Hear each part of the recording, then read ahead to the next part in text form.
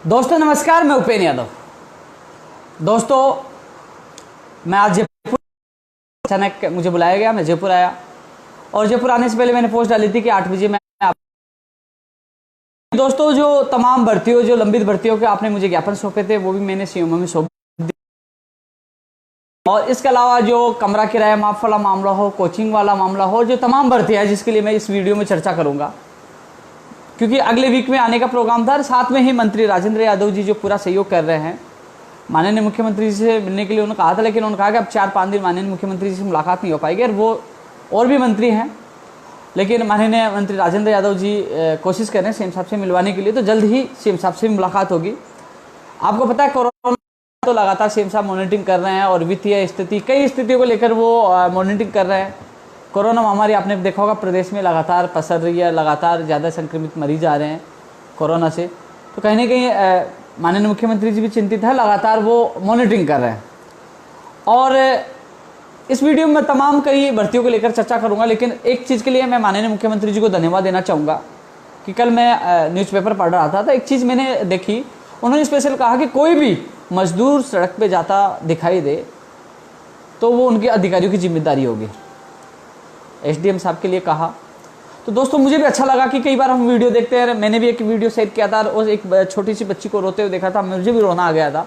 मैंने कहा था कैसी सरकारें हैं, लेकिन जब ऐसा आदेश दिया तो ऐसा लगा कि हर मुख्यमंत्री को ऐसा आदेश देना चाहिए कि वो मजदूरों की पीड़ा को समझे, इसलिए माननीय मुख्यमंत्री जी को धन्यवाद। अब मैं बात कर लेता हूँ हमारे बेरोजगारों की। सुबह मेरे पास एक संतोष नाम के एक व्यक्ति का फ़ोन आया, वो शाहपुरा का रहने वाला था। उन्होंने मुझे एक बात कही कि मैं न मेरे माता है न पिता है और मैं प्रतियोगी परीक्षाओं की तैयारी कर रहा हूँ, महेश नगर में रहता हूँ और मुझे किराया लगातार मांगा जा रहा है, मुझे प्रताड़ित किया जा रहा है, मैं बहुत गरीब परिवार से आता हूँ। इसके अलावा रामगढ़ से एक लड़की का फ़ोन आया और कई लोगों के मैसेज मुझे प्राप्त हुए कि हम कमरा किराया देने में असमर्थ हैं। दोस्तों हमने ट्विटर अभियान चलाया था, सबसे पहले हमने मुद्दा भी उठाया था और माननीय मुख्यमंत्री जी तक आपकी बात भी पूछी है और अंतिम निर्णय माननीय मुख्यमंत्री जी को लेना है। जो आज तमाम जो लिखित में जो मुझे देना था, चाहे लंबित भर्तियां हो, चाहे कमरा किराया माफ का मामला हो, चाहे कोचिंग से संबंधित जो फीस से संबंधित मामला हो, चाहे परीक्षा तिथि जारी होने का मामला हो, चाहे परिणाम जारी होने का मामला, चाहे नियुक्ति प्रक्रिया का मामला हो, तमाम चीजें मैंने लिखित में दे चुका हूं। अब माननीय मुख्यमंत्री जी से मुझे मुलाकात करनी है और मजबूती से आपकी बात रखनी है। दोस्तों हालांकि मैंने कहा था कि मेरा अंतिम संबोधन होगा भर्तियों से संबंधित, लेकिन जब संतोष भाई की बात सुनी और जब मेरा इससे पहले जो अंतिम संबोधन आया था मैंने उसमें कहा था मैं एक सामान्य कार्यकर्ता प्रवक्ता के रूप में काम करूंगा। प्रवक्ता का मतलब होता है कि आपकी आवाज़ बुलंद करना मीडिया में, सोशल मीडिया, वो काम तो मैं आज भी कर रहा हूँ, लेकिन इतनी भागदौड़ नहीं करूँगा। लेकिन मुझे विवश कर दिया है उसकी आवाज़ ने और उसकी परेशानी ने। मैंने जब बात की, मुझे बुलाया गया कि आपके जितनी जो लिखित में आप हमें दीजिए। मंत्री जी से बात हुई, बोले कि आपको अभी मुख्यमंत्री साहब से मुलाकात नहीं हो पाएगी, 4-5 दिन आपको वेट करना पड़ेगा। तो मैंने कहा मैं वेट करूंगा, लेकिन मेरे तरफ से सारे लेटर, जो भी लेटर है, मैंने कॉपी पूछा भी दी और माननीय मुख्यमंत्री जी को देने के लिए सारे लेटर मेरे पास तैयार पड़े। और इस लॉकडाउन के दौरान खुद ने घर पर बैठा मैं बैठ कर आप लोगों ने जो मुझे व्हाट्सअप किया, सारा डेटा इकट्ठा करके मैंने टाइप करवा कर, और सारी मेरी तरफ से तैयारी है। दोस्तों अब सवाल है कि एक संतोष की कहानी नहीं है, प्रदेश में ऐसे लाखों बेरोजगार हैं। मैं इस वीडियो के माध्यम से माननीय मुख्यमंत्री जी से निवेदन करना चाहूंगा कि दोस्तों जब लॉकडाउन लगा कोरोना महामारी की वजह से, तो बेरोजगारों को अचानक घर जाना पड़ा। इस दौरान कई लोगों ने कोचिंग फीस जमा करवा दी। इस दौरान कई लोगों ने कोचिंग फीस के बाद, जिन लोग जयपुर आए थे, कोटा आए थे, जोधपुर आए थे, उदयपुर आए थे, सीकर आए थे, वो अपने घर छोड़कर कमरा किराया लेकर तैयारी करने आए थे। कोई सी भी परीक्षा हो, मैं रीट की बात नहीं करूंगा, मैं पटवारी की बात नहीं करूंगा, मैं पुलिस की बात नहीं करूंगा, विभिन्न प्रतियोगी परीक्षाओं की तैयारी करने वाले थे। अब अचानक लॉकडाउन लगने की वजह से वो घर चले गए। यदि उन्हें यह पता होता है कि ये लॉकडाउन लंबा चलेगा तो वो कमरा खाली करके जाते, सामान साथ लेके जाते, ना कोचिंग फीस जमा करवाते। लेकिन वो कोचिंग फीस भी जा चुकी है और मकान मालिक उनसे किराया मांग रहे, वो बिल्कुल गलत है। हालांकि कई मकान मालिक सोचेंगे कि हमारी तो केवल इसी से हमारा घर का गुजारा चलता था, लेकिन मैं उन विद्यार्थियों से निवेदन करूंगा कि जो पैसे वाले देने में सक्षम है किराया, यदि आपको लगे कि वो कमरा किराया जो मालिक है उनका पूरा परिवार का लालन पोषण उसी किराए से होता है, वो उनको जरूर सपोर्ट करे। लेकिन कई ऐसे बेरोजगार हैं जो बिल्कुल भी देने में असमर्थ है, उनका किराया माफ हो, इसके लिए मैंने माननीय मुख्यमंत्री जी को लेटर लिखा था। सोशल मीडिया के माध्यम से आवाज उठाई है। मैं प्रदेश के मीडिया को धन्यवाद देना चाहूंगा कि वो लगातार हर मुद्दे को, हर बेरोजगारों की आवाज बुलंद करें और माननीय मुख्यमंत्री तक हमारी आवाज पहुंचाने का काम कर रहे हैं। मैं चर्चा एलडीसी करूंगा, 2018 हो, 13 हो, जो भी है, मैं हर भर्तियों की चर्चा करूंगा। लेकिन उससे पहले मैंने संतोष भाई की आवाज, उनका दर्द, इसके अलावा एक बहन का फोन आया, उसके बाद मुझे लगा कि हाँ, किराया माफ होना चाहिए। तो आप सबसे मेरा निवेदन है, जिन मकान मालिक का आपके पास फोन आए, लगातार परेशान करें, उनको कहे कोरोना समाप्त होने दीजिए, हमें जयपुर आने दीजिए, उसके बाद हम आपकी किराए की बात करेंगे। मैं कोशिश कर रहा हूं माननीय मुख्यमंत्री जी से मिलने की, मैं कोशिश कर रहा हूं मीडिया के माध्यम से आपकी आवाज उठाने की, मैं कोशिश कर रहा हूं कि हमारा किराया माफ हो। यदि ये माफ नहीं करते, बेरोजगारों की समस्याओं को नहीं सुनते, तो दोस्तों हमें सड़क पे उतरना पड़े या जिस मकान मालिक के घर के सामने धरने पे बैठना पड़े, आपका भाई उपेंद्र यादव आपके साथ रहेगा, मैं आपका साथ देने आऊंगा। क्योंकि यदि बेरोजगार का पता होता है तो वो अपना सामान घर लेके जाता, कमरा खाली कर देता और फीस जमा नहीं कराता। तो कम से कम कमरा किराए के अलावा जो दूसरी समस्या है कोचिंग की, 15-15, 20-20, 30-30 हजार रुपए कोचिंग फीस जमा करवा दी। अब वो कोचिंग मालिक ना तो ऑनलाइन कोचिंग करवा रहे हैं, या ये भी नहीं करे कि लॉकडाउन के बाद ऑफलाइन कोचिंग करवाएंगे। तो उनकी जिम्मेदारी बनती है या तो ऑनलाइन कोचिंग करवाएं उसी फीस में, या कहे कि हम लॉकडाउन समाप्त होने के बाद ऑफलाइन कोचिंग करवाएंगे। और यदि इस दौरान कोई परीक्षा की तिथि जारी हो जाती, समय नहीं मिलता, कोर्स नहीं होता, उनको फीस वापस लौटानी चाहिए, उनका फर्ज है। और उन कोचिंग वालों को मैं कहना चाहूंगा, आपको मानवता के नाते उनकी फीस वापस लौटानी होगी, या वापस आपको ऑनलाइन उनको कोचिंग करवानी होगी, या लॉकडाउन के बाद कोचिंग करवानी। यदि नहीं करोगे तो चाहे हमारे आपकी कोचिंग के बाहर हमें प्रदर्शन करना पड़े, हम करेंगे, क्योंकि युवा बेरोजगारों के साथ गलती नहीं होने देंगे। दोस्तों, आपका लेटर मैंने पूछा है, मैं कोशिश कर रहा हूं कि इसका फाइनल जो नतीजा माननीय मुख्यमंत्री जी के हाथ में ही है। तो जो लोग घर पे हैं, जिनको मकान मालिक परेशान कर रहे हैं, वो उनको यही कहेंगे एक बार कोरोना समाप्त हो जाए, हम जयपुर आ जाए। तो दोस्तों, अभी किसी को कोई जो असमर्थ है उसको कहीं कर्जा लेके पैसे देने की आवश्यकता नहीं है। मैं माननीय मुख्यमंत्री जी से निवेदन करता हूं कि ऐसे व्यक्तियों को आप संवेदनशील हो, बेरोजगारों के लिए आप उनको राहत प्रदान करें। जिस प्रकार मजदूरों के किराए में आपने राहत प्रदान की थी, बेरोजगारों के लिए भी आप राहत प्रदान करने का कार्य करें। मुझे विश्वास है माननीय मुख्यमंत्री जी पे, वो राहत जरूर प्रदान करेंगे। आप सब कहीं परेशान होने की आवश्यकता नहीं है, आपकी लड़ाई हम लड़ेंगे। आप थोड़ा संयम बनाए रखें और कहें उनको कि हमें जयपुर आने दीजिए। जैसे जयपुर आए तो मैं आपके साथ आऊंगा, जहां धरने पे बैठना, जहां जाना जाएंगे। लेकिन उससे पहले मैं व्यक्तिगत माननीय मुख्यमंत्री जी से मिलकर आपका किराया माफ और कोचिंग वाले मामले में इसमें निस्तारण करवाने की कोशिश करूंगा। दोस्तों, बात है कि आज मैं जयपुर आया था, एलडीसी भर्ती 2018 का मैंने एक छोटा सा वीडियो डाला था। हालांकि सुबह मैंने एक पोस्ट कर दी थी कि आज 8 बजे मैं लाइव रहूंगा, क्योंकि वो पोस्ट डालने का मतलब यही था कि मुझे पता है कि आज मुझे जयपुर बुलाया गया है, मैं आपकी बात रखता हूँ, क्या नतीजा निकलता है। क्योंकि कई बेरोजगार वो चिंतित हैं, दुखी है कि हमारी भर्ती का क्या होगा, हमें रोजगार कब मिलेगा, सब समस्याओं को लेकर वो ग्रस्त। क्योंकि परिवार वाले भी कहते हैं कि बेटा तेरे को नौकरी कब मिलेगी, तेरा परिणाम कब आएगी, तेरी एग्जाम कब होगा, तो वो खुद परेशान है। तो मैंने सुबह नहीं, क्योंकि मैं सुबह बताता, कई लोग कॉपी फेस्ट वाले भी तैयार हो जाते क्या करना है, लेकिन मैंने बताया नहीं कि मैं जयपुर जा रहा हूँ। मैं जयपुर आया, मैंने आपकी बात रखी, आपकी जो तमाम मुझे भर्तियों के ज्ञापन दिए मैंने सौंप दिए हैं। कई बार मैं कुछ भर्ती का नाम नहीं ले पाता हूं तो लोग कहते हैं कि हमें भूल गया। दोस्त, मैं कोशिश करता हूं, मैं सोने से पहले सोचता हूं कि हाँ, मुझे किसकी बात रखनी है, मुझे उसके लिए काम करना है। ये टाइपिंग भी करवाई है जाके कोरोना में, आपकी बात भी पूछाई है, मेल के जरिए, व्हाट्सएप के जरिए और व्यक्तिगत वहां पूछ कर पूछाई है। जहां तक कोशिश हो रही है मैं आप लोगों के लिए कर रहा हूं। दोस्तों, जो संवेदनशील मामले हैं, मैं आपको बता दूं, कुछ मामले तो अधिकारी खुद मीटिंग लेकर आपके मामलों का निस्तारण करेंगे, लेकिन जो संवेदनशील मामले जिनमें माननीय मुख्यमंत्री जी को निर्णय लेना है, उस मामले में व्यक्तिगत मुझे निवेदन करना होगा और आपको प्रयास करना होगा। मैं भी निवेदन करूंगा, चाहे 587 पद जो एलडीसी भर्ती 2018 में काटे गए हैं, उसमें माननीय मुख्यमंत्री जी को फैसला लेना है। काफी लोग कहते हैं कि लेटर ज्ञापन में हमारा नाम ही नहीं। उन साथियों को कहना चाहूंगा, आपके जो साथी है, चाहे जगन बाजिया जी हो, चाहे रमेश जी हो, चाहे नरसिंह जी, तमाम लोग अच्छी मेहनत कर रहे हैं। उन्होंने मुझे पूरी पीडीएफ दी थी, वो पूरी फाइल मैंने सीएमओ में पूछाई आपकी, और वो पुटअप हो गई थी फाइल, मैंने आपको पहले बता दिया था। लेकिन वो अब अंतिम निर्णय माननीय मुख्यमंत्री जी को लेना है।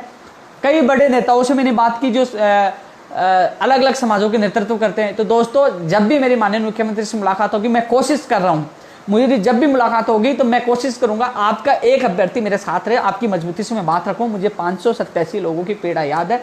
जहां तक होगा मैं कोशिश करूंगा कि हाँ, कि जो बेरोजगार संघ, जो मैंने अध्यक्ष और संयोजक पद त्याग किया है, कहीं ना कहीं जाते जाते आप लोगों का भी अच्छा हो, मुझे आप लोगों की दुआ मिले। मैं प्रवक्ता हूँ, जब तक ये लोग सच्चे बोलने में ये निपुण नहीं हो जाते, जब तक मैं प्रवक्ता के तौर पर सोशल मीडिया में आपकी आवाज़ बुलंद करता रहूँगा। क्योंकि घर हूँ, मैंने वीडियो बना के भेज दिया या मैं जयपुर आ गया ज्ञापन दे दिया, वो मैं काम कर पाऊंगा कि इसमें मेरे ज़्यादा आर्थिक भार नहीं आएगा। इतना सहयोग मैं आप लोगों का करता रहूँगा और कमरा किराए वाले मामले में मजबूती से आपके साथ हूँ। बात है एलडीसी भर्ती 2017 317 वाले मामले में मैंने फिर बात की है। उन्होंने ये कहा है कि वो आरपीएससी से बात करके, अधिकारियों से बात करके जो आपके फॉर्म रह गए हैं वो जल्दी आएंगे और जल्दी, क्योंकि 2018 से पहले वो आपको ज्वाइनिंग देंगे। सीनियरिटी का मामला, पहले सीनियरिटी आपको मिलेगी। 317 वाले 2013 के जो 7 साल से भटक रहे हैं उनकी पीड़ा मुझे याद है, लगातार उनके कॉल और मैसेज आते हैं। मैं कई बार आपके लिए स्पेशल नहीं बोलता, आपको लगता है कि मैं भूल गया, नहीं, मैं वो व्यक्ति हूँ जो चुपचाप काम करने में विश्वास रखता हूँ। मैं आया, जो भी मैंने बात रखी मैंने रखी, मुझे कोई श्रेय नहीं चाहिए, मुझे कोई वाई नहीं चाहिए। वाई दो, धन्यवाद दो तो माननीय मुख्यमंत्री जी को दो कि वो कम से कम, मत एक माध्यम हूँ आपकी, जो आपकी बात पूछाने की कोशिश करता हूँ, आपकी मीडिया और सोशल मीडिया के माध्यम से आपकी आवाज़ बुलंद करने की कोशिश करता हूँ। धन्यवाद देना चाहिए तो प्रदेश की मीडिया को दो जो आपकी लगातार आवाज़ बुलंद करते। धन्यवाद दो तो माननीय मुख्यमंत्री जी को दो जो आपकी भर्तियों को लेकर मॉनिटरिंग करें। हमारा दुर्भाग्य था कि कोरोना महामारी की वजह से प्रदेश की हालत क्या, पूरे विश्व की हालत आप देख रहे हो कि कितनी गंभीर है। माननीय मुख्यमंत्री खुद भर्तियों को लेकर गंभीर थे, संवेदनशील थे, लगातार मॉनिटरिंग करते, हर महीने मॉनिटरिंग कर रहे थे। लेकिन अब स्थिति होगी, माननीय मुख्यमंत्री कोरोना को लेकर लगातार मॉनिटरिंग कर रहे, वो समय नहीं दे पा रहे और दूसरी तरफ आर्थिक बाहर भी आ रहे। लेकिन जब माननीय मुख्यमंत्री जी से मेरी मुलाकात होगी तो मैं एक बात जरूर रखूंगा, कई ऐसी भर्तियां हैं जो होने वाली है, अंतिम स्टेज पे चल रही है।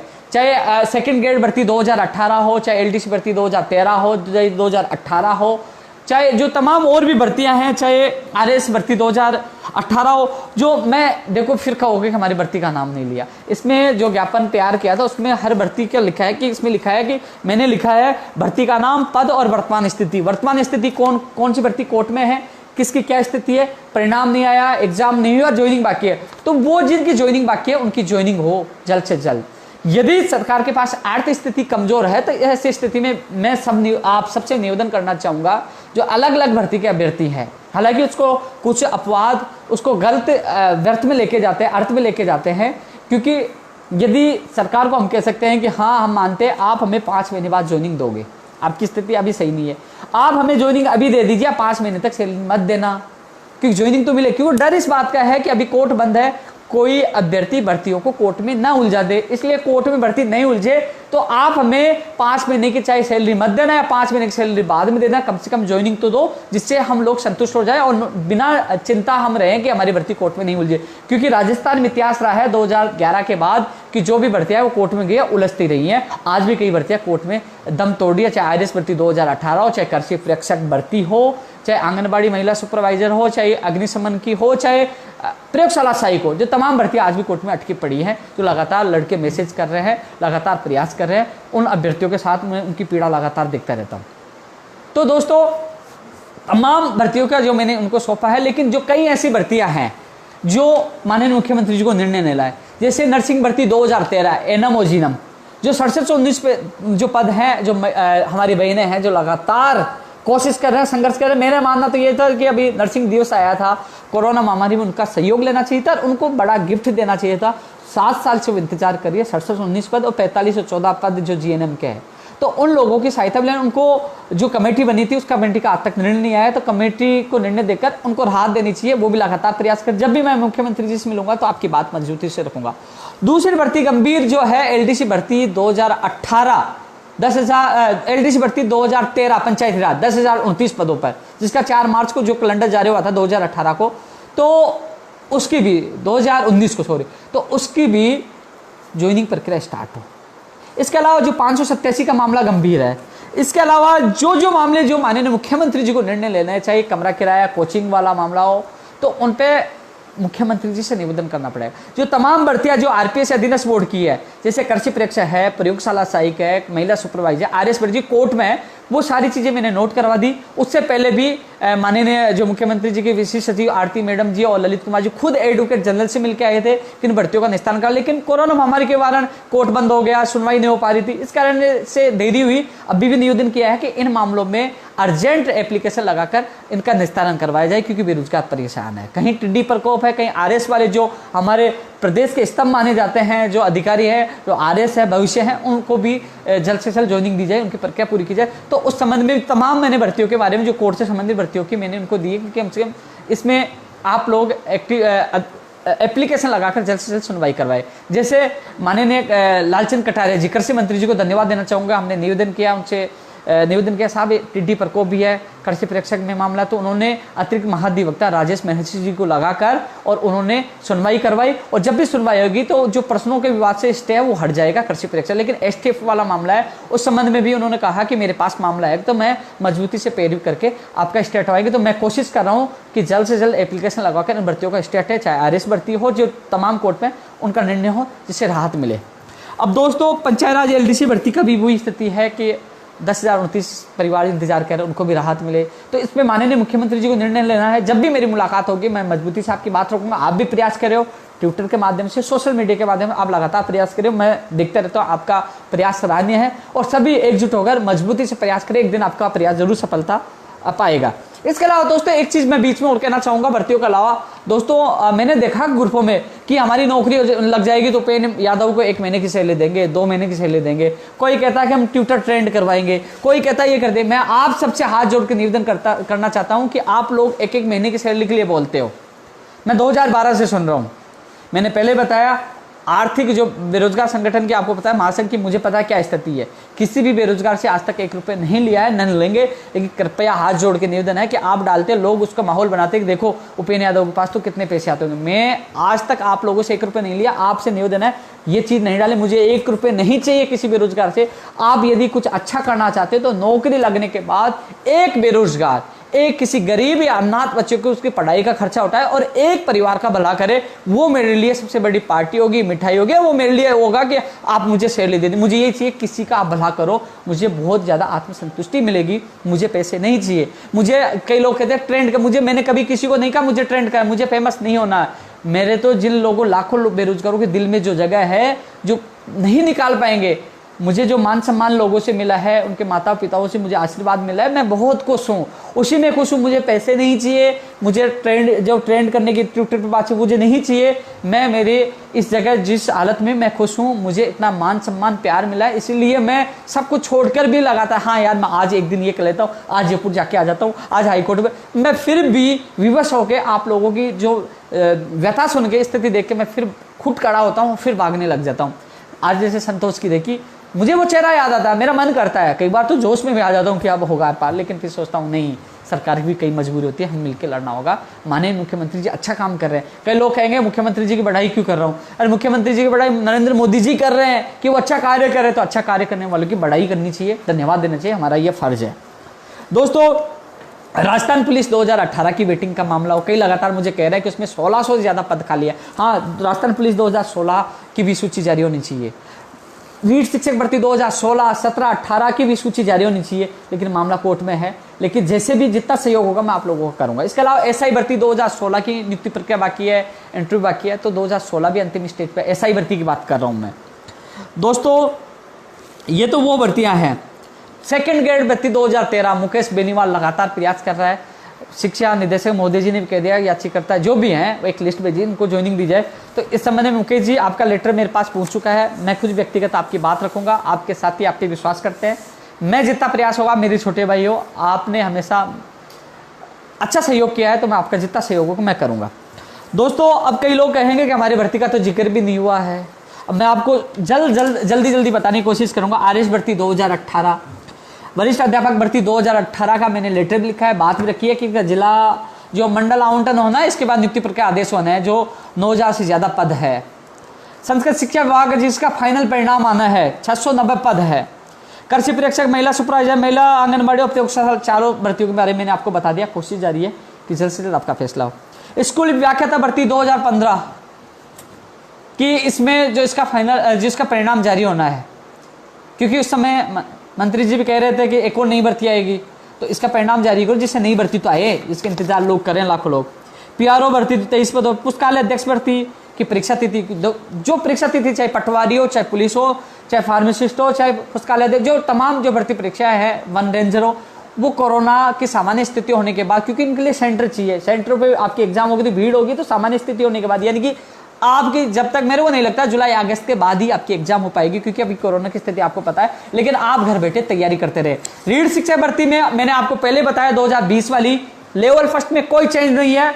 लेवल सेकंड में जो रीट शिक्षक भर्ती रीट पात्रता परीक्षा है, पहला पेपर पात्रता का, उसके बाद जैसे मान लीजिए लेवल फर्स्ट है, पहला पात्रता की परीक्षा, फिर बीकानेर निदेशालय जो पिछली भर्ती की बात बताऊं, उन्होंने एक विज्ञप्ति निकाली थी कि आप आवेदन करो भर्ती के लिए। वो जो विज्ञप्ति आएगी वो भर्ती के लिए आएगी, वो भर्ती कहलाएगी, ये पात्रता परीक्षा है। तो लेवल फर्स्ट में कोई चेंज नहीं है। लेवल सेकंड में पहले रीट का पात्रता का परीक्षा होगा, और जो शिक्षक भर्ती का जो आवेदन करवाएंगे उसमें वेटेज कितना जोड़ेंगे, कम करेंगे या एक और परीक्षा लेंगे शिक्षक भर्ती के लिए, उसमें निर्णय होना बाकी है। लेकिन मुख्यमंत्री जी ने शिक्षा मंत्री जी ने वादा किया था, मुख्यमंत्री जी से भी मेरी बात निवेदन किया था मैंने, उनके सीएम सचिव से बात हुई थी कि जो बीए का वेटेज जो हम विरोध कर रहे थे ये गलत है, उसको हटाने का वादा किया था। मुझे विश्वास है बीए का वेटेज खत्म होकर बेरोजगारों को राहत मिलेगी। तो मैं यही मांग करूंगा माननीय शिक्षा मंत्री से कि पैटर्न जल्द से जल्द जारी करे, विज्ञप्ति भी जारी करे। चाहे आप एग्जाम 2 सितंबर को नहीं हो तो अक्टूबर में करा दीजिए, लेकिन कम से कम बाद में करा दीजिए, लेकिन कम से कम विज्ञप्ति जारी हो, पैटर्न तो जारी हो, जिससे बेरोजगारों का असमंजस की स्थिति दूर हो। वो भी बात मैंने लिखी है, मैं भी निवेदन करूंगा, व्यक्तिगत निवेदन करूंगा, इस समस्या का निस्तारण हो। दोस्तों मनोरंजन का बताया एलडीसी भर्ती 2018 है। स्टेनोग्राफर भर्ती, ये एक भर्ती है स्टेनोग्राफर भर्ती 1122। मैं इन अभ्यर्थियों को कहना चाहूंगा दोस्तों, इस संबंध में मेरी बात हुई थी। बैकलॉग के जो पदों को, जो विभागों से पदों की जो अभ्यर्थना मांगी थी, कुछ ही 4-5 विभागों की ही मिली अभी तक। अन्य विभागों की अभी अभ्यर्थना, जो संशोधित अभ्यर्थना है ना पदों की, जो सूचना अभी एआरडी विभाग को नहीं मिली है, इसलिए लेट हो रहा है। वो वहां से पदों की जो सूचना आएगी उसके बाद आपकी संशोधित अभ्यर्थना अधीनस्थ बोर्ड में पूछाई जाएगी, उसके बाद आपकी आवेदन प्रक्रिया, फिर परीक्षा तिथि घोषित होगी।